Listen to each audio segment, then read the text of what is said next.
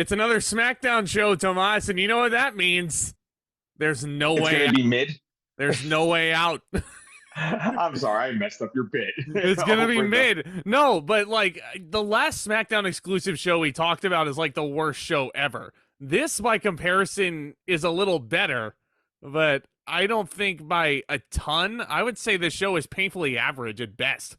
Yeah, it definitely isn't a 1 out of 10 show, but it's not as good as, say, some of the other shows we're gonna get later this year. It's nowhere near good as WrestleMania. It's nowhere near good as Backlash or Judgment Day or Vengeance or anything like that. Nope. This is a very, very mediocre show by 2005 standards. And of course, we're talking about No Way Out from the Mellon Arena at the time in Pittsburgh, Pennsylvania. Great wrestling city, all things considered. This show, I don't really have a lot of fond memories with because I remember this was the show that broke my family streak. This is the show that they did not order live for me. And I was like, okay, and then I go and I see the results, and this is something I would have to get used to through the years just to look up the results on WWE.com. And I was sitting there like, how in the hell did JBL retain this title? Yeah, it's basically same thing for me. I can never get No Way Out and Backlash because they were too close to WrestleMania, and we had the every other pay-per-view rule. I was never allowed to get 2 pay-per-views in a row. Which kind of makes me wonder how I was able to see New Year's Revolution and Royal Rumble at this time. I guess there was just that long of a gap that we were able to get it. It's because Triple H was going to lose. Yeah. Yeah. I did not see this show either. I just remember reading results. And honestly, this show only revolved around 2 things. And they were both related to the same thing: the WrestleMania main event and the WWE Championship match, which was basically dominated by John Cena, JBL, Big Show, Batista, and Kurt Angle. Those are your main players in this show. Nothing else on this show really mattered in the grand scheme of things. I mean, I wouldn't necessarily say that, because this opener, when you like really dig into this show, like you have some decent stuff in here, but nothing earth shattering. But there's some pieces, there's some moving pieces here that'll be key to a lot of feuds in 05. But yeah, this is definitely the opener is the only thing that really has like this, the launching point for a lot of things. But yes, as we'll see throughout this show is revolving around one storyline, and that's the WWE Championship, and an ongoing story throughout the night, which will be Batista, that we'll get into in a minute. He was basically the Goldberg of this show, if you want to go like by 2004 standards. We technically don't have a Raw invader. We have a Raw special guest. The Royal Rumble winner, Batista, is expected to be in the building because Teddy Long is potentially scouting him to jump shows like Benoit did last year. And Batista, there's the Raw storyline is very much being integrated into the show. It's a big piece of that story, like we've been talking about, which is the ongoing conflict. Yeah, let me stop you right there. He wasn't just trying to scout him. He was trying to bribe him to come to SmackDown, mainly because, I feel so crappy that one of the SmackDown guys who won the Rumble last year jumped ship, so now I have to return the favor and take Batista from them, who's just catching fire and getting over.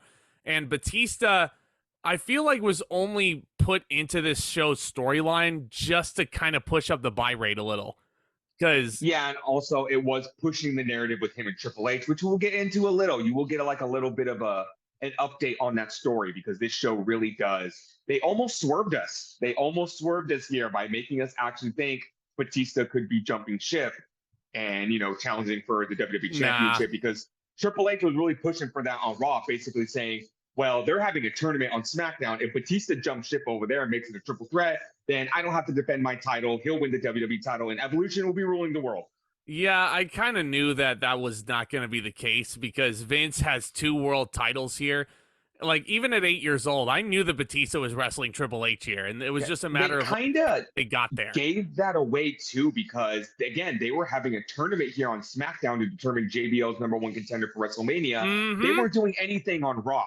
So why, they could have seen something on Raw saying, like, hey, if Batista does jump ship, we could have a battle royal, we could have a fatal 4-way, maybe a tournament of our own to determine an opponent for Triple H. But, they kind of like gave away the lead. This was just, a storytelling. It was a storytelling tool.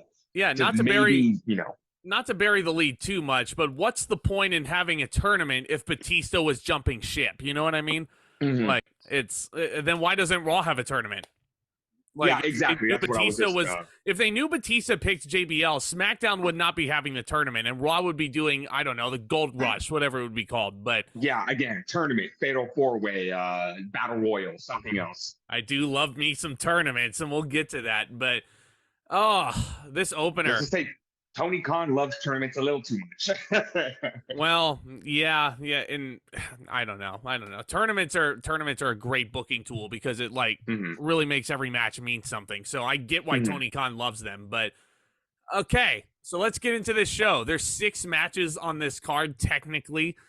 We open with Eddie Guerrero, the guy who closed out No Way Out the previous year, winning the WWE Championship in one of the most feel-good wrestling moments of all time when he conquered Brock Lesnar.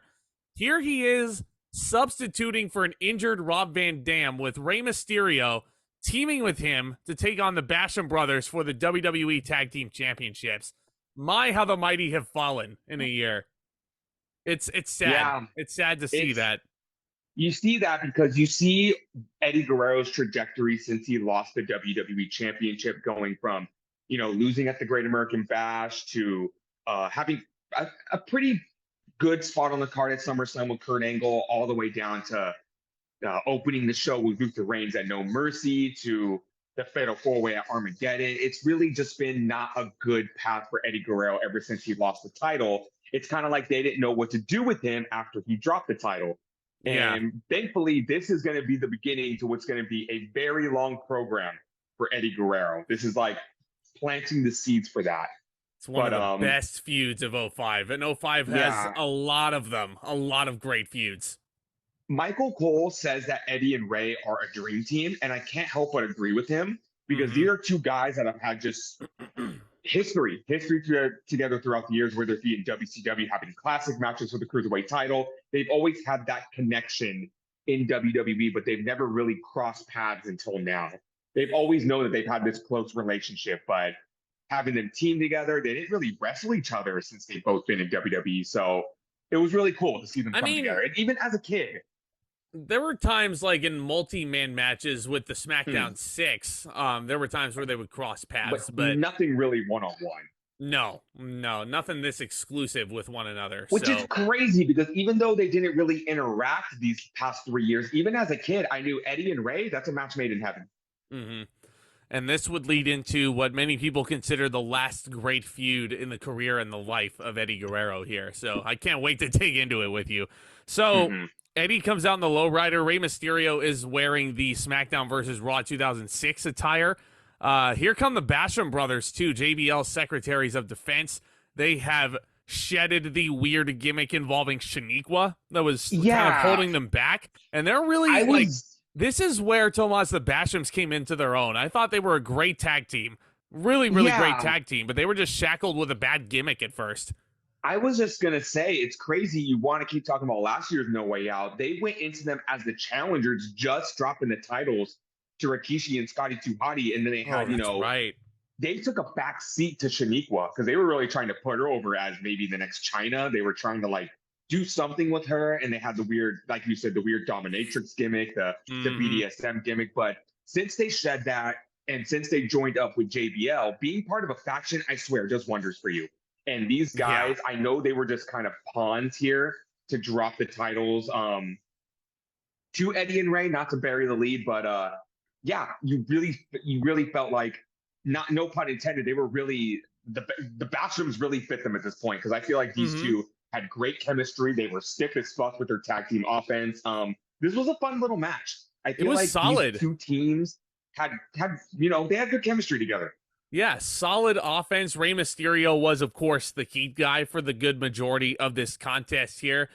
But something that was super memorable, and you texted me earlier while you were watching the show, and you were like, I missed these tiny little details here. When Eddie Guerrero was standing on the apron, what was he doing?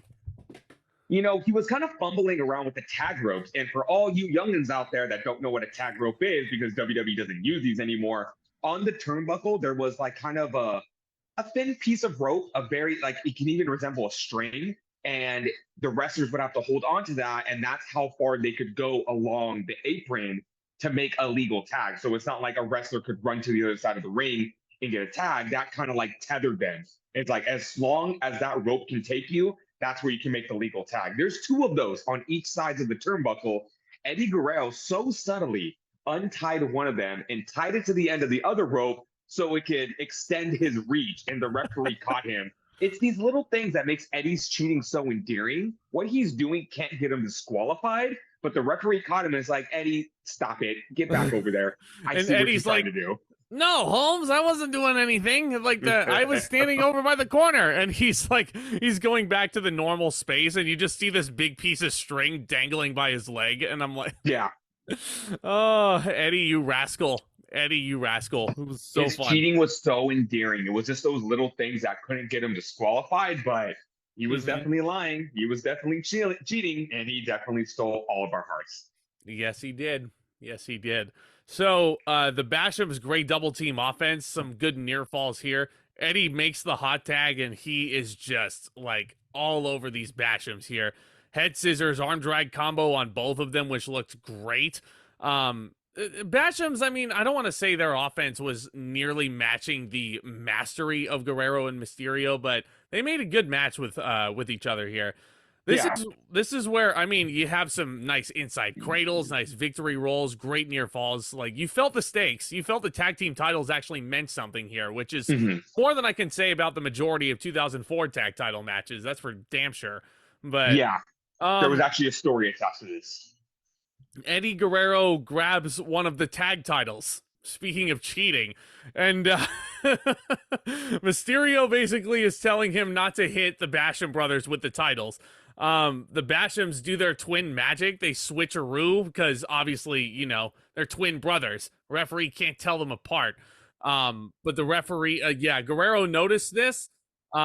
He jumps off the top. The fresh Basham moves out of the way, and Guerrero rolls through.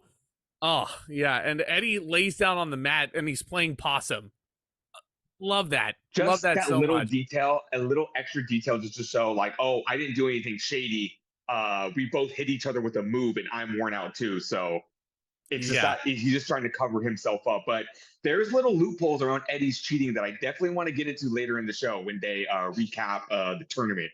But the funny thing was here, I loved how when Doug got the title at first and wanted to use it, and the referee took it from him, like, Eddie did this super chalant thing where he just kind of ducked under him. So, like, you know what I'm talking about? Yeah. Like, he kind of just, like, strolled past Doug and, like, ducked under him like it was nothing. And, like, the referee didn't even see him. And he didn't see Eddie just casually toss the belt over. It was so smooth. It was so really suave of smooth. Eddie. Yeah. Danny tosses the belt to Eddie as if Eddie hit Danny with the belt.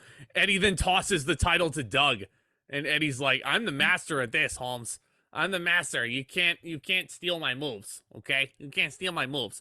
So Mysterio gives Eddie the title when the ref was not looking, the other tag team titles. Ref never sees Guerrero hit Doug with the title. Ray hits a 619 on Danny.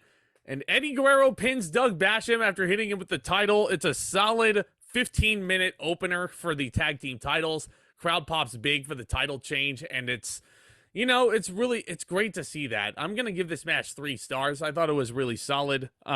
Really good story that was told. Not a whole lot to complain about, really. It was just, you know what, solid tag team wrestling. I'm going to give it 3.25, and that little extra bump is just for this is the beginning of something pretty damn amazing. And they really put this match over as like the feel-good moment of the pay-per-view. Yeah. It's like just these two best friends that have never won these titles together. And Eddie and Ray were a random tag team, but in the grand scheme of things, it worked. Even though this was very short-lived. It's a lot less short-lived than people realize. Yeah, it was, I love this team. It's a lot better than RVD and Mysterio, at least in my personal opinion. Where has Eddie been for all of Mysterio's run in the tag team division? Remember Booker and Eddie? They were a short-lived tag team. Good freaking Lord, man. Booker T and Eddie Guerrero is a random tag team, that's for sure. The story of this match, super basic. Mysterio doesn't want Guerrero to cheat. He's trying to hold Eddie back. But then he sees the Bashams trying to cheat, and then Mysterio figures it's okay to toss Eddie Guerrero the title. Okay, you have my permission now. I mean, yeah, it's like Turnabout's fair play. All's fair in love and war. Yeah. It's good to see Rey Mysterio helping Dominic's real father cheat, so. And We're not there yet. We're not there yet. I'm your puppy, Holmes. We will get to that. We will get to that soon enough. Yeah, It sucks, this is just the start of that storyline. Just the start. We move on to something terrible. Oh, God. Something really fucking terrible. A lot worse than I realized it was going to be. Booker T versus Heidenreich. How the fuck did we get here? I'll tell you exactly how the fuck we get here. 3 days ago on SmackDown, Booker was pretty pissed that he lost the semifinal match to John Cena in the tournament. He's walking backstage to see a crazed Heidenreich squatted in the corner with a bunch of crumpled up pieces of paper on him, just giggling to himself. Booker's not in a good mood, so he looks at Heidenreich and says, "What are you laughing at?" And that's it. He's mad that Heidenreich laughed. And now we have a match. This is basically Booker T has nothing. Booker T has nothing to do except work with a shitty wrestler on this pay-per-view. This match sucked. This match Booker, sucked. We got nothing for you, and we don't want to totally kill off Heidenreich left because he just came off this huge feud with the Undertaker, but they don't know what to do with him. And this is just, they could have salvaged something. And by that, I mean, this could have been a one and done. But no, this was just the definition of bad booking, bad storytelling, bad psychology.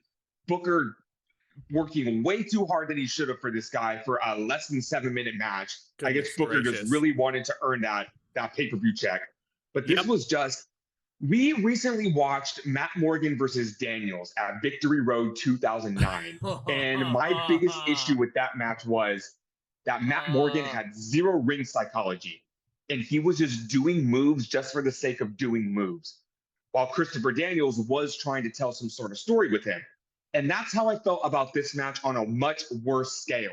Heidenreich was throwing moves just for the sake of throwing moves. Booker's trying to get his greatest hits out there. Booker was hitting some pretty solid offense here, but just all of Heidenreich's offense was these shitty punches, shitty elbows. He was not selling properly for Booker when Booker was trying to get the comeback. It was just clunky and awkward. And the more this match went on, the more I thought, I don't understand why this match is happening. They There's didn't zero even story have behind it. Didn't have a stipulation to mask Heidenreich's weaknesses. Heidenreich's got a shitty gimmick where he's a poet. We forgot to go into that. So before every match now, and this would kind of, you know what? I don't fucking care. I'm going to bury the lead because we're not going to talk about the show for another 3 months. Heidenreich turns face.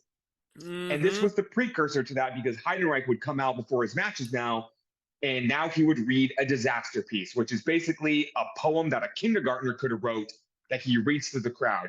This would transition into his babyface gimmick where he would bring children into the ring and he would read the poems to them and give them the poems.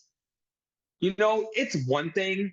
Creepy. You got Finley and Hornswoggle, and Hornswoggle's supposed to be a leprechaun and friendly to the kids, and Finley's bringing the kids in the ring and they're running around and they're heel clicking, and when Brodus Clay would bring the kids in the ring and he would dance with them, and Santino would bring the kids in the ring and do the trombone with them. It's different when you do that, but you look at what Heidenreich has done this past 6 months, and you want to translate that into a kid-friendly character, it does not work. Heidenreich drives a white van to the arena with no windows in the back, And the van says free candy on the side of it, and it's like, I see what they were trying to do with him. They were trying to make him this big, lovable, weird, socially awkward teddy bear, but it just didn't come off full at all, and we'll get much more into that because we're going to talk about this babyface Heidenreich on one occasion, on one pay-per-view, before we get into the next chapter of his career. But that's what Heidenreich's doing now. And to make things even worse, just when the match is picking up just a little bit of steam, and I mean the tiniest bit of steam, I will admit Booker was pulling out some really crisp offense here. He was hitting his axe kicks, which always looked beautiful. He tried to go into a bookend, which was countered by Heidenreich's shitty reversal elbows. Yeah, Booker T, he has a spin-a-rooney and the announcers are sitting there. This is a main eventer from WrestleMania. No, it is not. He did not main event WrestleMania with Triple H. Don't make me remember that feud. Booker T goes for the axe kick and the rock bottom, which Heidenreich avoids all of it. And I said it just for you. He sends Heidenreich over the top to the floor, and then what happens? What happens? Heidenreich grabs a chair and he thrusts it into Booker's throat, causing disqualification. Fuck this match. Is it Heidenreich a crazy psycho? And then Heidenreich throws Booker in the ring and tries to pin him, but he doesn't get the concept. Heidenreich doesn't get the concept of match rules because he did the same thing in the casket match. He's trying to pin Booker here. The commentators are trying to put this over, like, oh, look at this crazy psychopath Heidenreich. He just jabbed the chair into Booker T's throat. This is the same guy that was sniveling and crying like a baby over a casket last month. Does he not want to win? Does he not want to win? He just wants to hurt people, and then he throws Booker back into the ring after the bell has rung, and he pins Booker. 1, 2, 3. I won, and I'm like, did you just not hear the bell ring? Are you deaf? I mean, considering that your poetry is the stuff of nightmares, you must be deaf. You can't carry a rhyme worth it. Could you? I don't know, man. John Cena's been real quiet since those disaster pieces dropped. We're going to get into that, too. That was something he mentioned to me earlier, and I'm like, this is such a big Vince McMahon missed opportunity, a John Cena versus Heidenreich rap battle where Heidenreich reads disaster piece. Isn't it a coincidence that John Cena, kind of stopped rapping after this gimmick dropped? He was real nervous after Heidenreich started dropping these poems. Telling you, man, he was top super 10 nervous. rappers, Eminem's too afraid to diss. The hustle, loyalty, respect gimmick is because of Heidenreich's poems. Cena was real quiet, real fucking quiet after that shit dropped. Scared. This gets half a star, and that half a star is for Booker breaking his back for no reason. Fuck this match. 0 stars. Sloppy. Really? Wow. Yep. I would have given it at least a half star for Booker's effort, if not for the DQ ending. If Booker had just beaten Heidenreich decisively, I would have been a little bit nicer. But no, this feud continues, and I was actually really interested to see. There's no way this was the end of the feud. So I actually looked this up. Booker and Heidenreich wrestled another match on the March 3rd episode of SmackDown, about a week and a half after this. Booker wins again via disqualification. So to solve this problem of Heidenreich constantly going for the DQ, the loss by DQ, they wrestle the next week on SmackDown in a street fight, which Booker beats him in 7 minutes. What a waste of Booker T's time. What a waste of his time. Probably thought he was putting Booker over by putting him in the ring with this guy that just feuded with Undertaker. No way. Booker T feuded with the Undertaker last year, so I don't think Booker T needs the rub from this geek.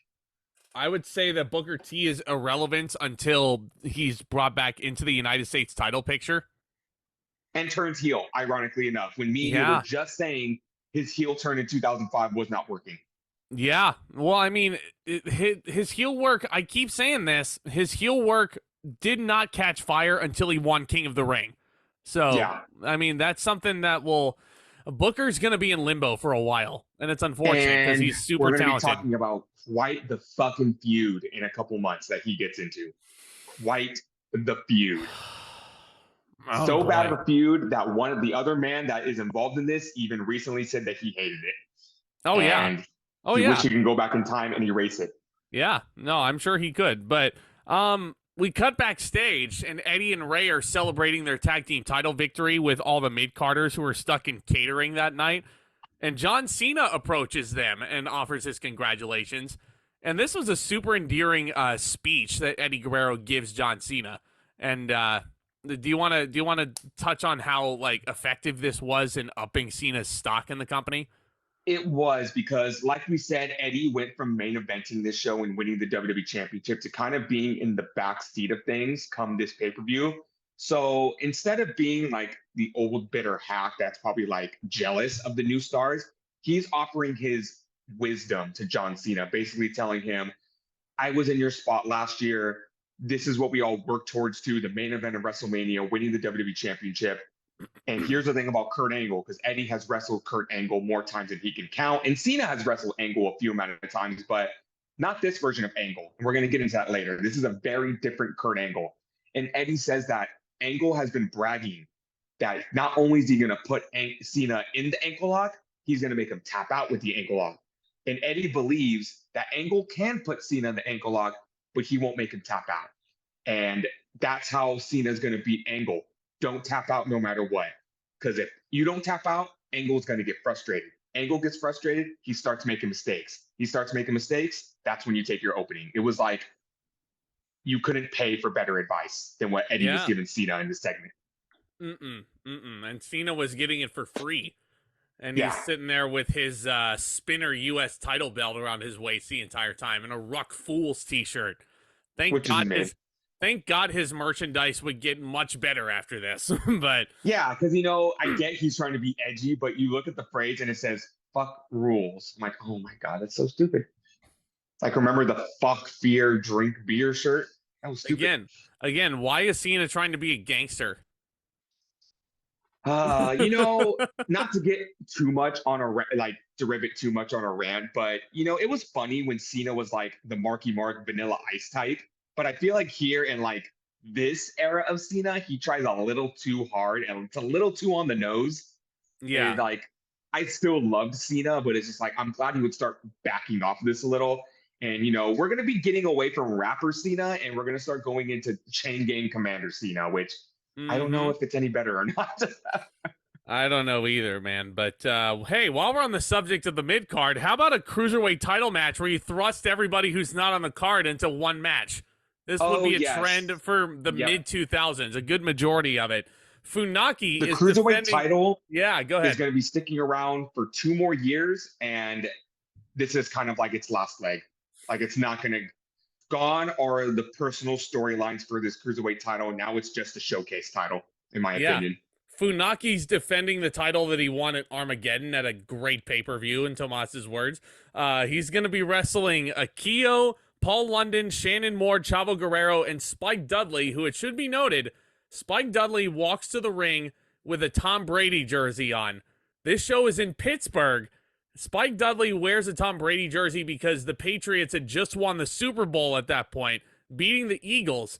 But I believe the team the Patriots actually beat to get to the Super Bowl, the Pittsburgh Steelers.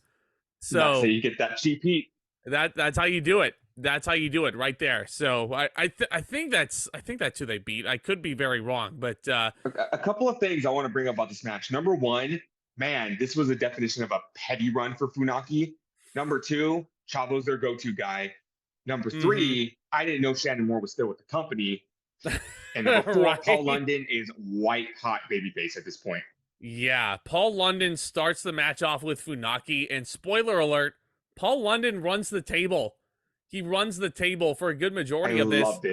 I love this gimmick. I love it when people run the gauntlet. It's my favorite thing when it comes to gauntlet matches or Royal Rumble matches or anything with like, that kind of like endurance Iron Man. I love it when people start at the beginning. We saw it with Kofi Kingston. We saw it with The New Day. We saw it with Seth Rollins. I just love it when they just go the fucking mile, even though this match was less than 10 minutes. Yes. Yeah, it was really, really, really great. Paul London pins Funaki practically right away with a victory roll. So the gimmick is, this is something WWE... I'm sorry, not petty run. Yeah, they would do this a lot, this trope, where it would be a multi-man elimination match, and the champion would get pinned very early on, and the commentators would be like, oh, you know what this means? We're guaranteed a title change. And well, you know why they do that? Because they would never do this in like a world title situation. They would never do this in an elimination chamber match. And even though they would tease it there, this is the only way they can get away with that trope. But, here's the end of Funaki's pity run. I feel like this was WWE saying, you know what? You've been a loyal little soldier the past 6-7 years. We're going to give you this run just as a a little pat in the back, a little 2-month run with the title. But this was at a time where nobody really cared about the Cruiserweight title because WWE didn't care about the Cruiserweight title. Yeah. WWE did not give a rat's ass. They just told these small guys to go out there and do flips and amaze the crowd. The referees were trying to get Funaki out of the ring. Spike Dudley goes in there And because Spike Dudley actually caused the distraction because he was still mad that Funaki had pinned him and surprised him at Armageddon. Funaki interferes, the ref's not looking, super kicks Spike Dudley, and Spike is eliminated right away. Right away. And pour one out for Spike Dudley because I don't think we talk about him anymore on this on this retrospective. Nope.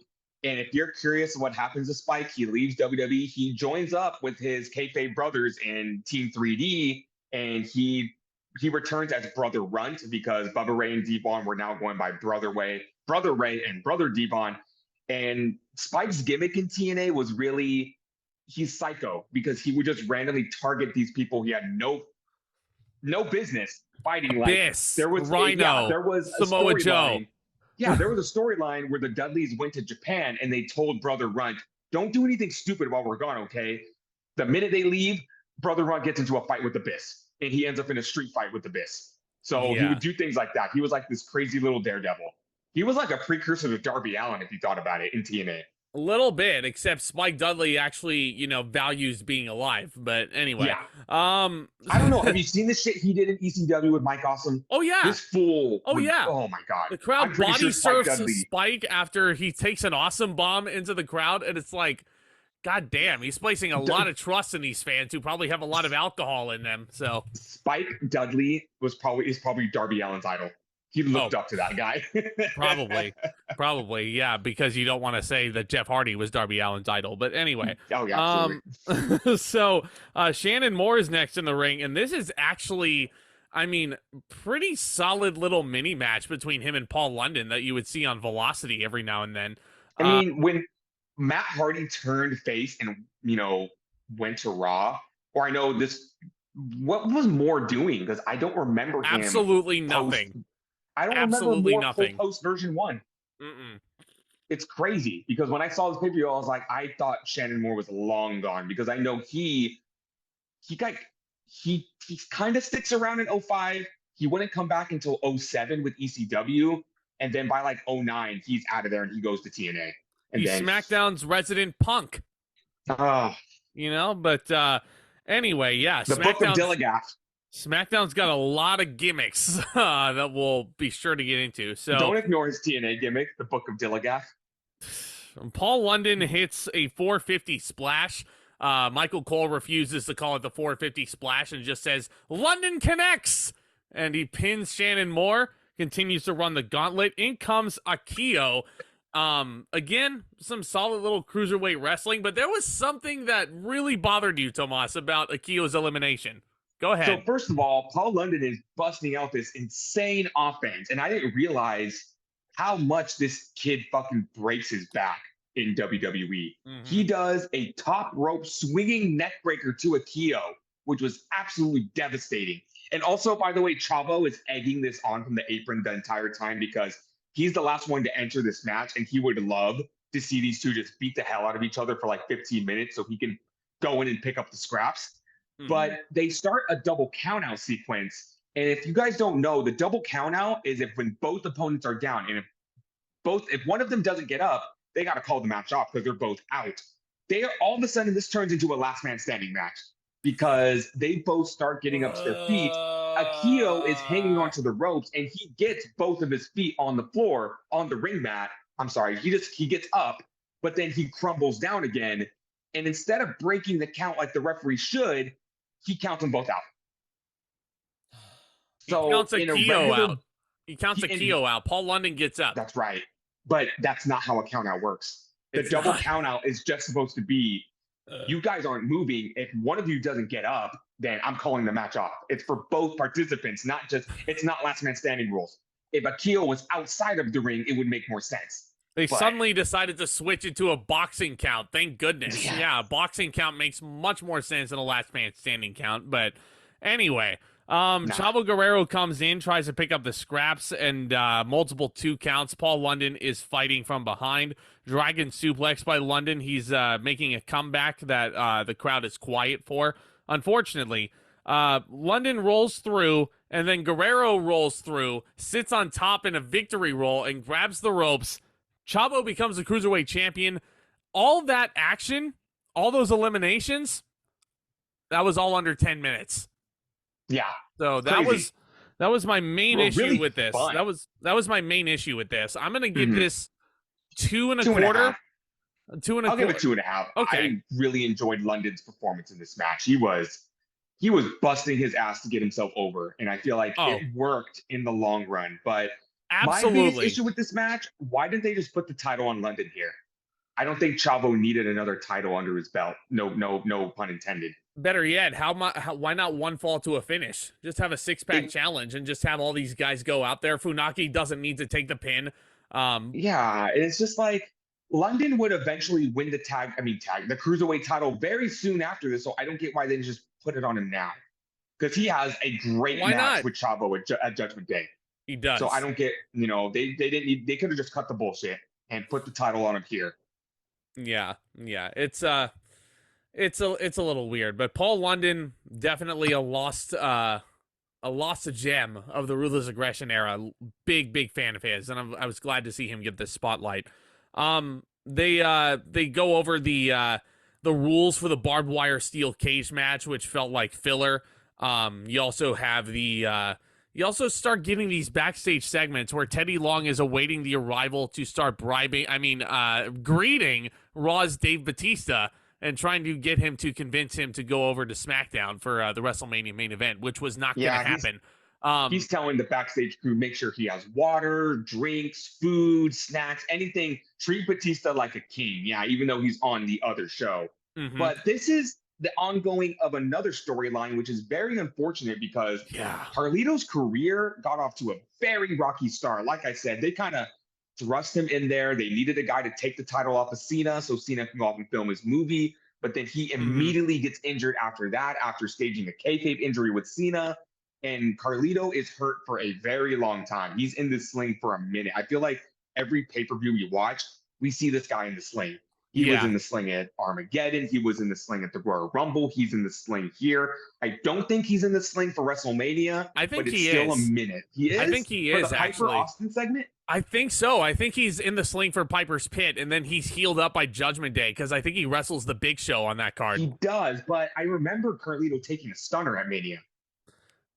Yeah, no, I could be wrong. I could be wrong, but I think he wears the sling. But we'll see. We'll see. Yeah, we'll get Continue there. talking about the segment while I look that up because I'm just curious. he's gonna fact check me. No, I'm genuinely curious. yeah. I don't remember. No, Carlito is basically he's basically telling Teddy Long, hey, if you don't get Batista on your show, then you're not going to be SmackDown general manager. That's cool. And he's also been carrying around that petition to try and get the SmackDown locker room, trying to get enough signatures to oust Teddy Long as SmackDown general manager because of the decision that Teddy Long made to force Carlito to defend the U.S. title against Cena, even though he was injured. But yeah, it's a very forgotten phase of Carlito's career. This petition while he was injured. They were basically just, we got this brand new talent on our hands. We got to do something with him. We and do. It sucks that he got injured right off the bat. And no, he is not wearing the sling for Mania. Oh, he's not. Okay. So he must have just gotten cleared, and there was no way to get him into a match at Mania time. So it's a very, very rocky start. I feel like almost all of Carlito's run in WWE is very rocky because he got a very rocky start. There's nothing rocky. There's nothing rocky about him. What are you talking about? He was like a Razor Ramon. If the rumors of him coming back to WWE are true, and I'm only saying if because apparently he was supposed to show up on SmackDown this past Friday, and that didn't happen. No. So if the rumors of him coming to WWE are true, maybe they can redeem him. I would like to see a Carlito redemption, even though his first run didn't impress me all that much. I know we're going to be talking about Carlito for a while. He's not mid. He's good. Carlito is mid. No, he's not. No, he's Especially not. Here, I disagree. Yeah, but you wish this next match was mid, Tomas. You wish it was at least mid. Anything for this match to be mid. It's The Undertaker versus Luther Reigns and another edition of We Got Nothing For You, Taker. What the fuck? What the fuck? Undertaker versus Luther Reigns? Who forgot this happened? Raise your hand. Everybody. There is one thing and one thing only I liked about this feud. When Luther gave Undertaker that sick camera shot, the SmackDown before this. That was it. Because he timed it perfectly. He even gave Undertaker the courtesy of letting him win the match first before Man, bashing him over the head with that camera. with all the hell Vince McMahon was putting him through since his return at last year's WrestleMania, how did Taker not jump ship to Impact? Like, Because he good knew Lord. Jeff Jarrett couldn't pay him a fraction of the price that Vince was paying him in WWE. Right, but at least Undertaker wouldn't have to wrestle shitty matches against giants anymore. He could go work Sting if he wanted to. Like, if only. Still don't think that'd be worth it. But No, probably here not. we are Probably not. But in the worst match of the night. This was slow and boring, and this super boring Undertaker match. could not salvage this. Luther could never get out of the gate when it came to wrestling. This was just, the commentators are still trying to put this guy over. It's just bad. He's So got bad. he's got a scar from ear to ear. No, he no, was no, cut no, no. across the neck from ear Yeah. to ear. Where's the scar? Where is Michael the Cole scar? said Luther Reigns has been cut, has had his throat cut from ear to ear. He looks pretty damn good for a guy who should be dead right now. Yeah, he looks pretty damn good for a guy who can't talk. You know, Yeah. he shouldn't be able to talk. And Kurt Angle said that the thing Luther Reigns could do above wrestle was talk.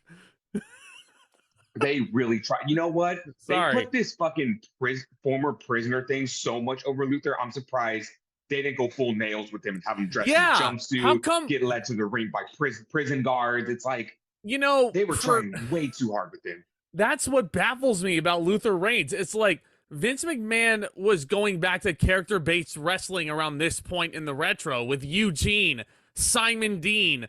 I can think of a few other names off the top of my head. Mark Jindrak even had the narcissist Heidenreich gimmick come back for a bit. Heidenreich, yeah, Heidenreich was a poet.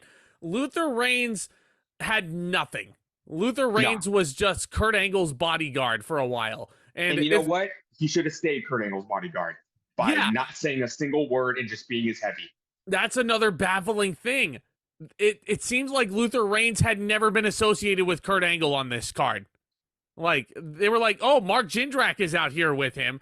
The referee ejects Mark Jindrak right away. It's going to be one-on-one. Like, like, how did they not just, like, put him in full orange suit? Orange is the new black. Like, how come they didn't do that? Like, they could have done so many cool things with this character. And they're just like, okay, it's almost like you create a wrestler in Day of Reckoning, right? And you're too lazy, you don't have time, and you're like, oh, yeah, okay, that looks good. Let's press select and let's start. It'll look like Luther Reigns. Yeah, the character and it's will look like Luther Reigns. The more we talk about it, the more I just appreciate the prison Dom character, because when you add so much different layers of comedy and the fact that Dominic is so dedicated to the gimmick, they just like, the thing with Luther Reigns was just like, this guy's tough. We're going to make a bunch of facts of why he's tough. And he once beat up a guy for looking at him funny in the prison yard. And he once broke a guy's hand because he tried to take his pudding at lunchtime. It's like, come on, get the fuck out of here. You're not tough. Yeah. But then you look at Dom's perspective and he's just like, yeah, man, served hard time. You know what happens to the last guy that for asked me that 2 question? hours. For 2 He ain't alive hours. anymore. It's like, you really got to just like, when you make it really tongue in cheek, it works. But when you're like trying to be all like, oh, serious, he spent 23 hours a day in solitary confinement. It's like, shut the fuck up. Shut up. You know, if anybody's wondering why we're spending so much time on Luther Reigns on this podcast, it's literally because we will never talk about this bloke ever again. Like, because after this pay-per-view, after WrestleMania, this guy banishes from our memory. He is out of here. And Mark Jindrak have a falling out where Jindrak turns face, but then Jindrak turns heel like 2 weeks later again. Yeah, Jindrak and Luther get into a fight on SmackDown, and they're trying to put over the huge right hand from Mark Jindrak, and he knocks out Luther Reigns like in a match, and they're trying to like push Jindrak as a babyface. But then the very next week, Jindrak goes to Booker T and calls his wife a gutter slut. And I was like, well, so much for that babyface experiment. Well, shows you how memorable that was, because I forgot all about that. That sounds like a Velocity feud to me, but anyway. So this match is super fucking boring. Yeah, it's terrible. It's terrible. How long did it go? Let's see. Undertaker makes his entrance to a good pop, blah, blah, blah. Oh yeah, 12 Less minutes. than 12 minutes. 12 minutes. Yeah, no, that's Taker way too long for Luther Reigns. Taker struggles to get Luther up for the snake eyes, and it's so bad that he doesn't even connect with the turnbuckle. He kind of just like drapes him over the ropes, and then he hits Hmm. a very ugly looking big boot. It's not like Luther was so green, Yeah. and the fact that Taker was struggling with him. Hmm. Reigns also hits Taker with a spear. Where have you heard that sentence before? Also, you want to know how this feud started? Apparently, Luther told Taker that this is his yard now. Yeah, yeah, and also, yeah, this is my yard now. You will acknowledge me Remember as when the. Undertaker and Roman Reigns are fighting over a yard? Remember when Undertaker and Luther were fighting over a yard? Yeah. Apparently, no, I don't. I don't.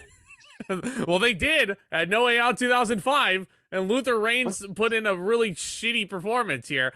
What's this You know, fucker up to now? yeah. This is what He we like to retired do. in '06. This is what we like to do. All these random ass ruthless aggression wrestlers that didn't last long in the company, we always like to look them up and see what they're up to now. He became a real estate salesman after WWE, but that fell through. He came back to wrestling in mid 2005 for the Indies, wrestles for another year, and then he just retired. Wow. Oh, he's been in some movies. Nothing you've ever heard of, but Oh, great. Yeah. All he right. was in The Girl Next Door, True Legend, Spring Break '83, which came out in 2010, and Let's Be Cops. He was probably just a big heavy. Because look at his names. Mule. The girl next door was that really shitty thriller with Jennifer Lopez dating a 19-year-old boy. I remember that one. Oh, No, God. it's not. This is something entirely different. It's not. Oh, no. I was thinking of the Cooper. boy next door. My bad. No, I got it this is mixed up. The Girl Next Door. Oh, see, I'm sorry. Man, because you know what? I'd rather look up this than whatever the fuck this match is. I guarantee You wanna Luther Reigns was research? probably just like, What Luther Reigns is up to. So Taker makes his comeback. Michael Cole is calling moves horribly. He's calling a DDT a swinging neck breaker. Like, he was very off on this card. Taker hits another DDT, and yeah, Taker basically covers Reigns, hitting him with a tombstone after 12 minutes, and the crowd cheers because the match is over. it's God. Taker needed something to do before his next feud. But his next feud is going to be a lot better. Well, damn, I guess Luther Reigns was in a decent movie because this got 56% on Rotten Tomatoes. Oh, wow. God damn it. This match was certainly not a 56% on Rotten Tomatoes worthy. I don't even know if it's worth 20%. Star. Yeah. I'll give it 1 star for Undertaker's effort to put over another shitty giant gimmick. So, yeah, this is one and done. So, yeah, it was bad. No, dude. He was in Let's Be Cops. Let's Be Cops? I've never heard of that. You've never heard of that? Nope. Jake Johnson, Damon Wayans Jr. It's a stupid, it's a buddy cop comedy film where these two guys pretend to be police officers. Wow, I'm surprised. I thought you have heard of that. Nope. Beats me. Luther Reigns going to star in a bunch of D-list movies. So, yeah, of course. I would call this D-list, but yeah, I get what you're talking about. For sure. Yeah, that's okay. what he's been up to. Yeah, let's get into the best match on the card, shall we? Absolutely. Once it's I get my match card backed up, it's gonna be Kurt Angle versus John Cena in the #1 contenders tournament. The finals of this #1 contenders tournament. Kurt Angle is wrestling in his hometown. John Cena is over like Rover as the United States champion. They absolutely love him. How they got here, Kurt Angle actually wrestled Rey Mysterio in the quarterfinals in a great match in Japan, and he received a bye because the Undertaker Rene Dupree match in the quarterfinals ended in a double countout because of Luther Reigns. That's how we got the shitty match before this. And John Cena beat Orlando Jordan and Booker T to advance to the finals. So, and if you look at the bracket, if Taker would have, if Taker would have just won this match and moved on, he'd be wrestling Kurt Angle, and we wouldn't get that match for another year. We wouldn't. we So he wouldn't. got cheated. So instead of having him get cost that match, because Taker can take a dirty loss at least, they did this here, and they were protecting Dupree of all people. They were still trying with Rene Dupree. Yeah. I don't know what else Rene Dupree is going to be doing this year, but in any case, Kurt Angle greeted with "You suck" chants in his hometown. Awesome. This is basically also around the time in Cena's career where he would stop being. The comedy started dropping a little. He started being a lot more serious because he knew where his career was going, and he was more just like the gritty babyface that you'd like to get behind, because he was the underdog going into this match. Kurt Angle was going to walk right through Cena, go straight to WrestleMania, and like Angle said, main event his third WrestleMania in a row. Third WrestleMania in a row for Kurt Angle. He was going for it. And this is the match of the night. Spoiler alert, these guys had great chemistry together. I freaking loved this. The crowd was into it. They felt the, you really felt the urgency with every waking near fall, because there's a WrestleMania main event on the line. And could you believe that even in 05, John Cena was hanging with Kurt Angle pretty well in the ring? Oh, yeah. Like, he was no pushover. I think these guys clicked together very well. And we talked about earlier that this is a very different Kurt Angle. Kurt Angle was entering his wrestling machine persona, where he is just extremely aggressive, extremely vicious, and he only cared about one thing and one thing only, is that if you were in his way, whether it came to winning a match or winning a championship, he would have no problem absolutely just mowing you down. And I have said all the way up until last year that there's not a man on this planet that can out-wrestle Kurt Angle, and that man that I think that could do it now is Bryan Danielson. Oh, it's a damn shame we're never going to get that match, huh? Mm-hmm. We got a brief taste of it during the Greatest Royal Rumble, but not here. So yeah, John this Cena, was pretty fun. Yeah, you have Angle's working over the torso area of Cena with suplexes, German suplexes, backbreakers, body scissors. It's like Kurt Angle's greatest hits, essentially. Angle hits a nasty German suplex on Cena against the turnbuckle, which I'm pretty sure they wouldn't try that one again. That was fucking gnarly looking. No, how did Cena not break his neck? Yeah. Kurt Angle, he had to be trusted with that spot, because he knew that Cena was going in and winning the WWE Championship the next month. But man, imagine if that spot went wrong. The story they told with this match, with again Cena being the underdog, and again heeding Eddie's advice and not only trying to avoid the ankle lock at all costs, but once he got the ankle lock locked in, do not tap out.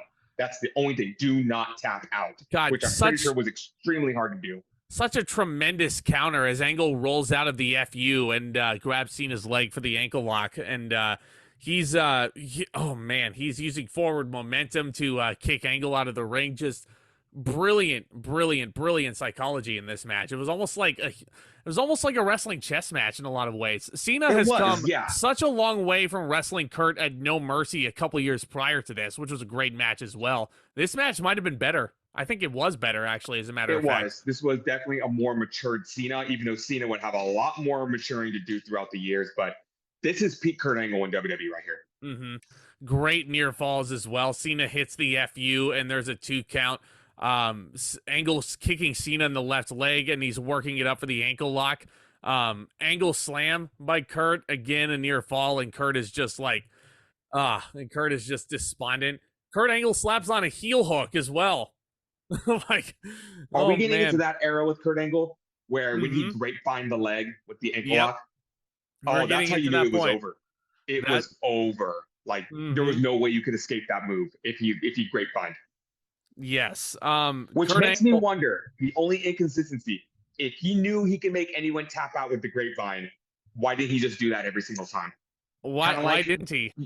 The vertical ankle lock kind of seemed useless at that point. It's kind of like Charlotte Flair putting in the figure 4. Why would she not bridge into the figure 8?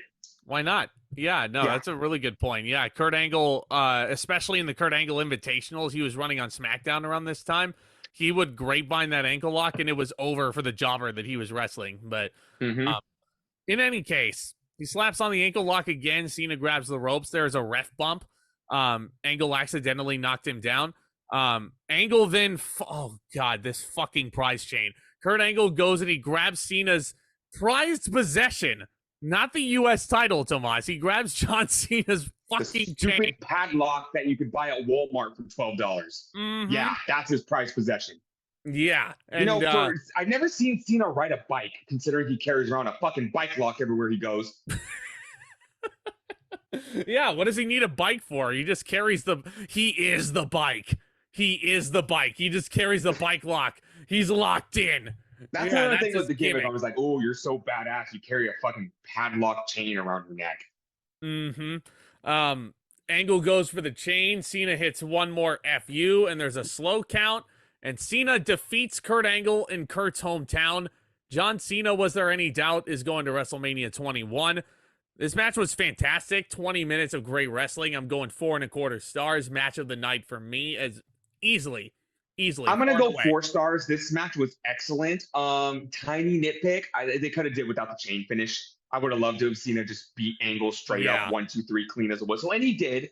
But I just feel like it was a little bit of unnecessary overbooking right there. Like maybe you could have just said Angle's that desperate for a WWE Championship match, but it's with or without. This was an excellent match. This match that doesn't even knock the match points. It's just like a tiny itty bitty nitpick. Yeah, but this is a 4-star match. I love it. These two would have an excellent series of matches in 2005 that we'll be sure to get to. I could honestly argue that this is their best one, thinking about it. Not to get too far ahead of myself, but it is, because Unforgiven has the wonky finish. Cyber Sunday is the triple threat. Yeah. They have a good match at Survivor Series, but it's extremely overbooked. Yeah, but they have a really good First Blood match on Raw. Every Attitude Era main event was overbooked, and they were trying to build up Cena as the next Stone Cold at that point. But yeah. Yeah, they have a really good First Blood match on Raw. Like this match was outstanding. Later. Yeah, no, First Blood match. I love that stipulation, by the way. They should use the First Blood stipulation more. But Angle was the perfect opponent for Cena, just to put him over huge on the way to the main event of Mania. And that's another thing. These announcers were hyping it up as the main event, not a main event, the main event. But I thought the Royal Rumble winner got the main event of WrestleMania. He does. We poke a lot of fun at AEW and WWE for saying the double main event, the triple main event, but at least they're more upfront then than they were back here. Oh, yeah. Oh, totally. Do we want to talk about how John Cena dropped the U.S. title now, or do we want to wait until WrestleMania to talk about that? We could talk about that going into Mania, because that is an integral part to the build. Yeah, but of that say goodbye, pour one out to the spinner U.S. title for right now, because I mean that's an underrated belt design. It's better than the WWE title spinner. My dumbass kid self couldn't understand that anyone else carrying around that title doesn't make any sense. So I was very mad when they brought back the old design, and they would keep that old design for like what, 15 years? Yeah, until the pandemic, huh? 16 years then. Yeah, so pour one out for that U.S. title design, and pour one out for Basic Thugonomics, because that theme song will go away in favor of The Time Is Now, which is... That would be in the build to WrestleMania, believe it or not. When fucking Cena would put out a whole rap album that we'll be sure to get to. Absolutely, and I can't wait to talk about that. And you know what? My 11-year-old self lost his fucking mind when Cena came out with a new theme song. And that theme song is forever goated. Can't believe, even though it's actually very outdated, Cena still uses it to this day. He does. The trumpets and all that stuff. But okay, let's get into the big meat of this show. The whole reason why the show's logo, which you see down below, is actually changed from a chain to barbed wire. No. You're not getting away without talking about this. What am I not talking about? You're skipping over. Yeah, you are. The whole reason why we're watching, the whole reason why this show is happening. There is no way out of you talking about this. Go into it. Go into it. That's fine. The most important part of the show, the 2005 SmackDown Rookie Diva of the Year contest. What the fuck? That's not what I thought you were talking about. Okay, yeah, let's talk about it. So you have Michelle McCool, Joy Giovanni, and two other unnamed assailants taking our time away. Rochelle, Lowen, and Lauren Jones. Don't know who they are? Well, you don't need, because you're never going to see them ever again. Yeah, Michelle McCool won, right? No, she didn't. Did it? Rochelle Lowen is now a Canadian broadcaster, and Lauren Jones is a meteorologist. Oh, Weird, huh? interesting. Yeah, good for Never Lauren judge a book by its Jones, huh? cover. Good for Lauren Yeah, Jones working in the space industry. Um, yeah. Never judge a book by its cover. no, no, not at all. Not at all. Good for her. So this is just a series of talent competitions involving Joy Giovanni giving Tori Wilson a massage, some gymnastics. I'm not gonna lie, I was on my phone the entire time during this. Uh, Because I Michelle want to watch McCool body fucking slam Dawn wrestling Marie, matches. which was pretty cool. I'll give her that. At least this is our introduction to Michelle McCool. It is. It is. Undertaker's wife now, but I mean, here's my thing about this whole diva competition. This was such a big waste of time.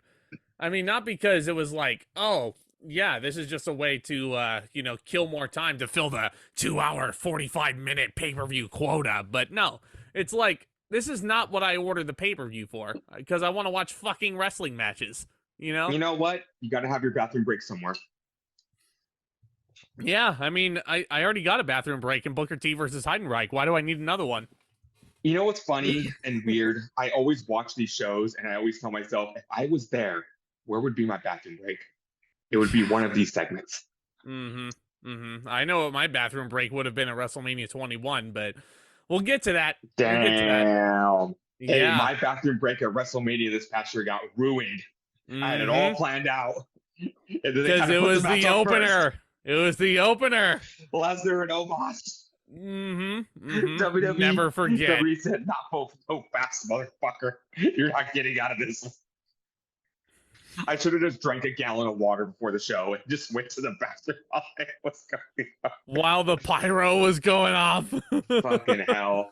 Anyway. But no, this was really nothing. It was a fan contest. Joy Giovanni won. Good for her. This is our introduction to Michelle McCool, one of the best wrestlers in this era, which I can't wait. But she's going to have to go through some hurdles. She's going to have to do some gimmicks first before they let her be her. But yeah, 5 stars. Love it. Anyway, let's continue. We alluded to this at the Royal Rumble review because this main event was made at the Royal Rumble. For the WWE Championship, for the very first time, it's a barbed wire steel cage match between JBL and the Big Show. The rules are a little weird, though, because the barbed wire is supposed to keep everybody out of getting in the cage. Is that a yawn or a sneeze or a combination of both? It's a yawn. Okay. Sorry. I was going to say, do I say bless you? Or that's supposed to keep everybody out from getting in the ring. But you can win the match by escaping the ring, even though the door is padlocked shut and there's barbed wire. Why the fuck would you want to get anywhere near the top of that cage that could slice you and dice you and open you up? It's just so contradictory. The more the years go on, I really wish they would get the escape option away from a steel cage match. What about an exploding barbed wire death match? That probably would have been more effective. No, because we got a little sparkler show. But before we get into the match itself, the build for this match was actually pretty fun because you got a couple of different parts. Yes. There are like 3 different threats coming for JBL right now. The winner of this tournament, who was unannounced before Cena won, Batista, who might jump ship, and of course the Big Show. First, I want to get into this hilarious segment in the build for this match. So JBL remembers that Kurt Angle used a tranquilizer gun on Big Show during their feud, so JBL thought he could try it again. He gave the gun to Amy Weber. Amy leaned up against a wall, and she accidentally pulled the trigger and shot JBL with the dart. Yes. So JBL is punch drunk, comes out to the ring. They're in Japan. I think they're in Tokyo. And he brings out an inflatable Godzilla with him because he is just on Dream Street, and he's talking to the Godzilla. He's talking shit to the crowd, and he says the best line ever. Well, you look like the Big Show. You like pizza? Big Show likes pizza. Total punch drunk. I'm gonna beat Big Show like he's gonna eat a pizza. I like pizza. Big Show likes pizza. How was JBL hilarious. not drunk for any of those segments? How was he not drunk? It was hilarious. Yeah, but you also mentioned Batista being a part of this story. There was a segment on Raw where Batista was almost run down in the parking lot by someone driving JBL's limousine. and Batista then invades SmackDown and breaks up Foghorn Leghorn's limousine. Basically, he just he bashes the windows in. He's like, "I'll see you at No Way Out," even though he has not shown up yet. He just is out for blood. And the reason why I say Foghorn Leghorn is because Triple H actually called JBL Foghorn Leghorn in an infamous promo on Raw. Fucking hilarious. I'll never forget that. Fucking hilarious. And took place in San Jose, by the way. yeah, a couple of other parts about that is that Batista basically took the limousine attack as a shots fired from JBL to go over to SmackDown. Mm-hmm. Later, we will know that JBL was not driving that limousine. This was all a ploy by Triple H. And Triple H tried to make himself be the good guy because while Batista almost got ran down, Triple H pushed him out of the way at the last second to continue to maintain Batista's trust. So again, Triple H is trying to keep Batista away from challenging for his world championship at WrestleMania.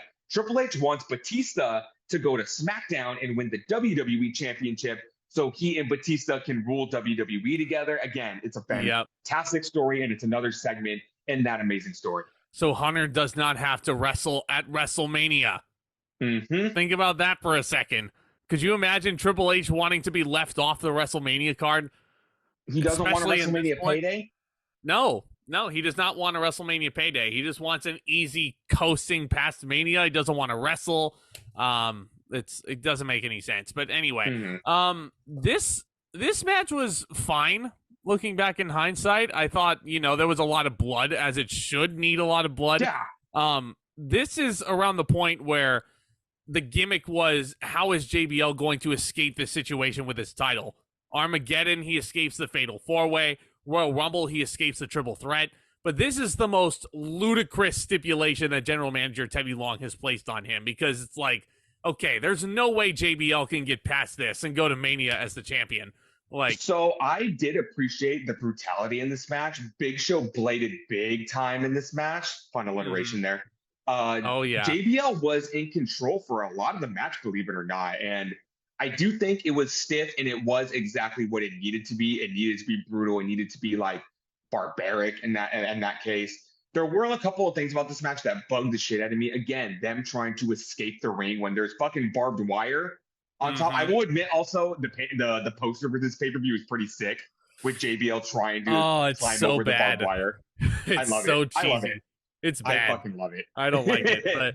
But anyway, yeah, JBL, it's pretty stiff. They're using the cage, but I don't really think the barbed wire comes into effect as much as it should. I agree. That definitely should have been. Another thing that bothers me is that later on in the match, the cabinet comes down and tries to get into the ring, and Teddy Long tells them to leave.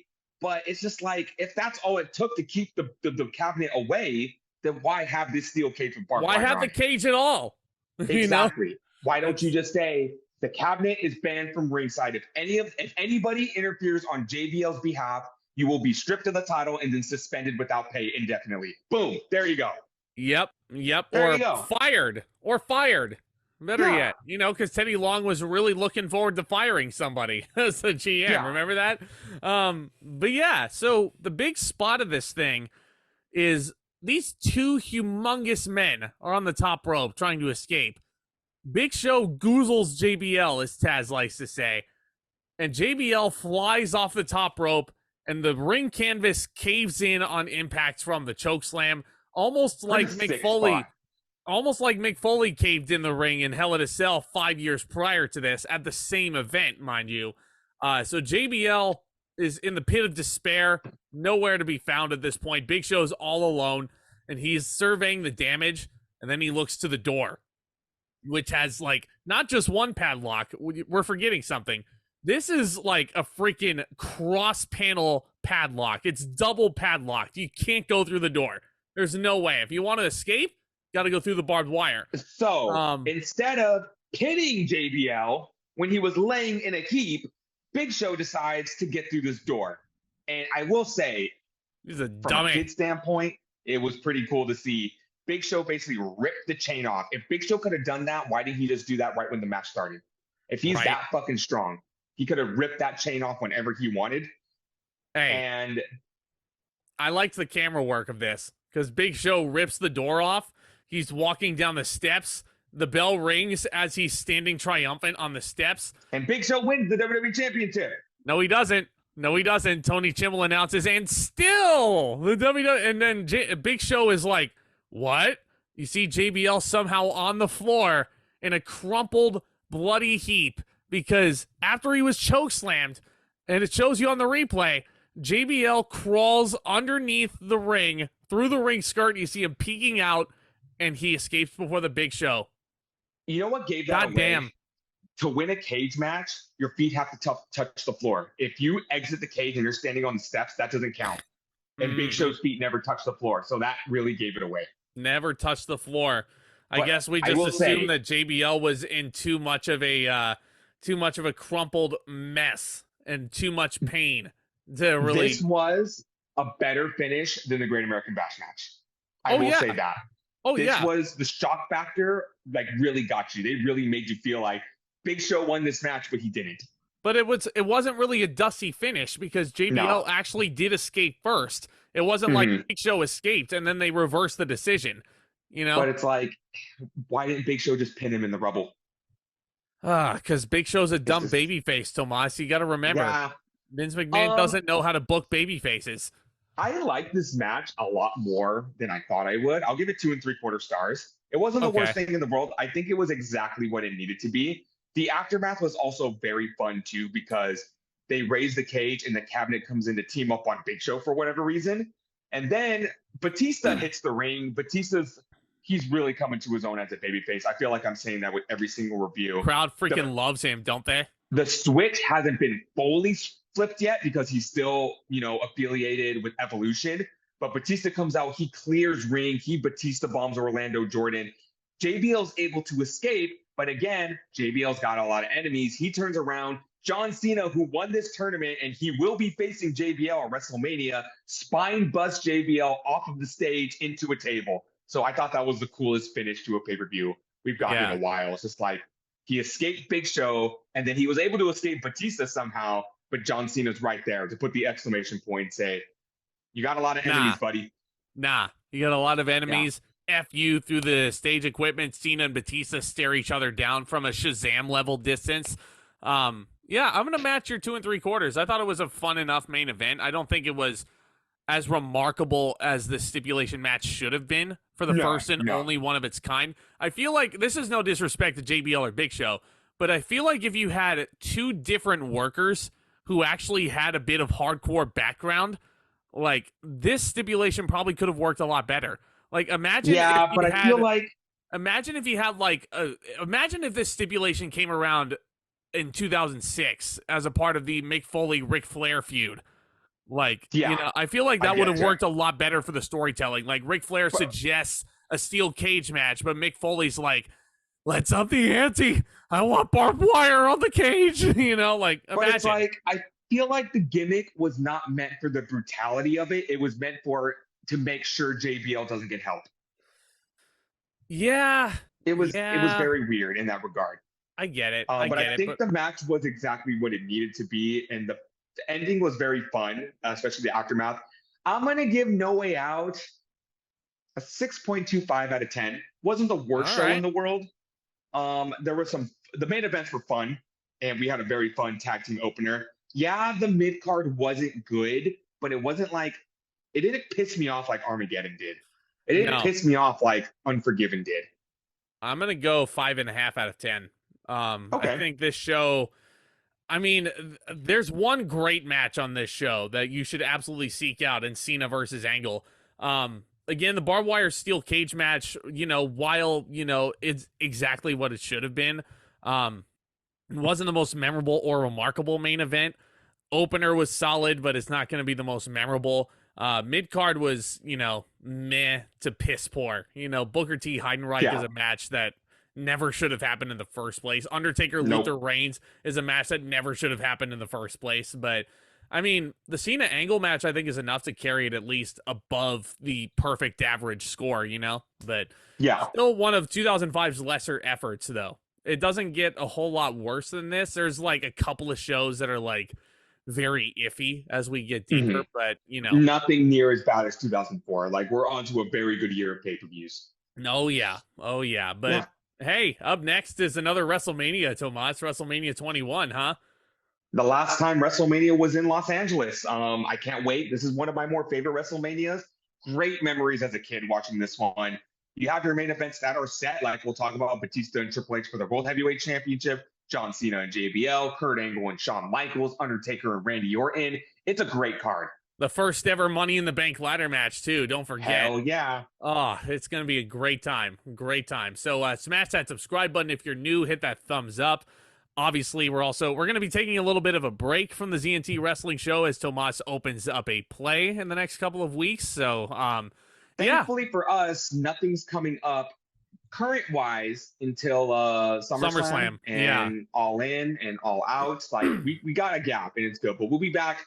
Don't worry, we'll be back soon enough with the WrestleMania review, with anything classic. We got some classic SummerSlam reviews. We're gonna squeak out at the end of the month. I think that's a returning guest. Yeah, I think that's gonna be our next. I think that's gonna be our next retrospective. We're still in talks about that, but stay tuned. Stay tuned. Yeah, so we want to bring this guest back for sure. But yeah, we'll leave you on a cliffhanger. But yeah, stay tuned, my friends. Should be a lot of fun. And let us know what you thought of the pay-per-view. And take care, guys.